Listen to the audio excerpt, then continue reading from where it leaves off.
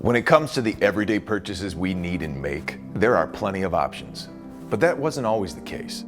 Join me, Brandon Layne, as I track down the pioneers, inventors, and stories behind that one idea that gave life to an entire industry. This is Trailblazers.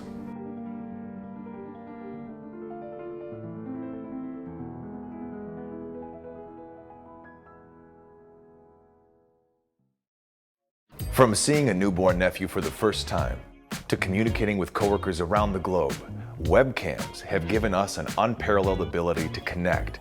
This incredible ability to share information and emotions all started with an irritation we can all relate to: running out of coffee. Believe it or not, this multi-billion-dollar industry that connects economies and enterprises across all 7 continents started when some university grad students got sick and tired of finding the Java pot empty in the break room. Yep, call it laziness or striving for efficiency. It was avoiding the walk down the hall that gave birth to the webcam, and so much more. The transition from camera in the break room to staple in our lives is a fascinating story. So grab a beverage, assuming the pot's not empty, and strap in for a wild ride. We'll take you back to 1991, a simpler time.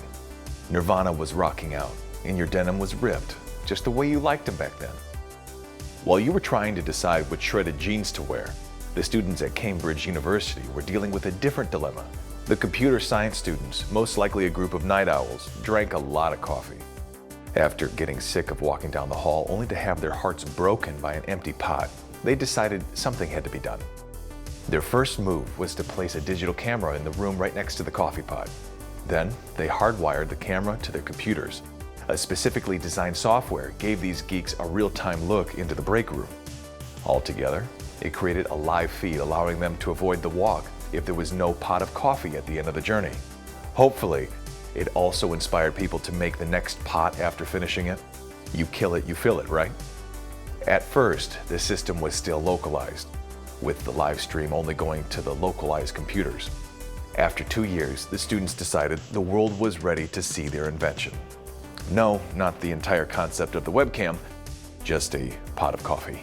Well, in 1993, the internet was a lot less easy to waste time on. In fact, seeing who killed the coffee was one of the more interesting things on it.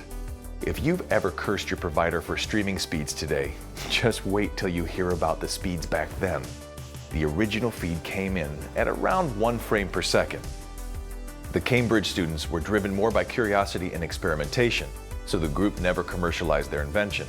That honor fell to a company called Connectix. In 1994, they released the first consumer model called Quickcam. The early device, available only for Apple Macintosh, created a stream of black and white images at a whopping 320 by 240 pixels. To describe it in non-geeky coding terms, it was grainy. All this mind-blowing technology was available for $99. The rights were later bought by Logitech, and thank goodness, because by 2003, Connectix was out of business. So Cambridge students gave us the tool while Connectix demonstrated the commercial value. But unless you have Walt Disney's imagination, the webcam and the pot of coffee hadn't done a whole lot of self-expression, or by today's name, content creation. The first widely accepted instance of this came from another college student. In 1996, a Dickinson College student named Jennifer Ringley decided to stream her life on a webcam. The feed documented her daily activities as a student. Her site and efforts became known as Jennycam. As a new phenomenon, her site generated a lot of interest. Jennifer quickly became one of the internet's first celebrities. Her stardom led to others following suit, leading to an early form of internet entertainment and expression called life casting. While the term isn't around much anymore, many influencers, celebrities, and ordinary people still document their experiences through vlogs and live streams. If you have a boss who schedules too many video conferences, you probably feel like you're halfway to livecast anyway. Jennifer Ringley turned off her camera in 2003. By that time, industry giants like Logitech, Apple, and Microsoft were selling their own webcams. With faster internet speeds and more services offering the ability to video call, the demand for cameras shot through the roof. And it wasn't just tech companies and service providers who took interest. Live streaming entered mainstream entertainment with the creation of shows like Big Brother and movies like The Truman Show. The overlap of business, streaming communications, entertainment, and self-expression continues to grow as the technology gets better and more affordable. What started as a way to save a trip down the hall evolved in ways we could never have imagined. Today, a company in New York City can have a fast and productive meeting with a company in Hong Kong with a push of a button, assuming they can agree on who has to wake up in the middle of the night for the call. Grandparents can see their grandchildren for the first time through the phone, even with global travel restrictions. And young artists, once stifled by networks or isolated by location, can share their creativity and passion with the world. Of course, in 30 years, there have been some incredible leaps from grainy black and white images. So what is available these days that allows us to create and connect? Maybe your home office or studio doesn't have a professional lighting setup. The same.